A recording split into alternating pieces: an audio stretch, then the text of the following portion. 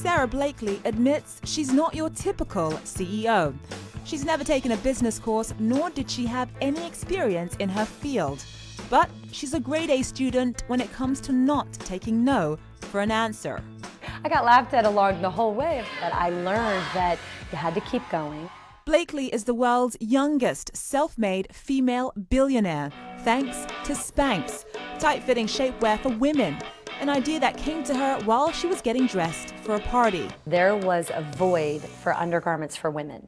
So Spanx came out and created a completely invisible, lightweight shaper that became second skin. So they give you a nice shape, they suck you in without being too tight and uncomfortable. I'm getting married and I need to wear something that holds in all the goods so that nobody can see everything that only your husband should be seeing. Since launching, she's sold 10 million pairs all over the world without spending a dime on advertising. If a girlfriend tells you at a cocktail party or at sitting at a restaurant about a product, you tend to become much more loyal and interested in it, I believe, than if somebody showed you a glossy picture in a magazine.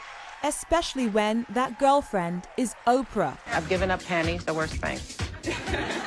That's more information than y'all need to know, but... One mention from Oprah and 20,000 pairs of Spanx were sold in less than a day. You can imagine it's like winning the lottery as an entrepreneur. But Blakely's road to success didn't start out easy.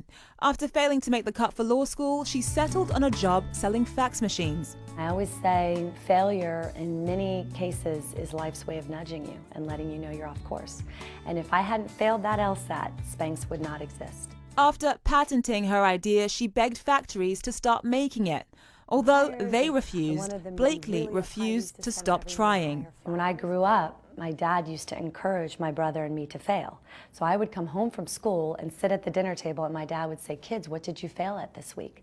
And if I didn't have something to tell him, he would be disappointed. So if we weren't failing enough in our home, it meant we weren't trying new things. What do you look for when you hire new employees? I'm all for taking risks on people who maybe I met waiting tables that I just think she's got what it takes. Taking a chance on people is one of Blakely's trademarks. She met her future business partner while she was out shopping.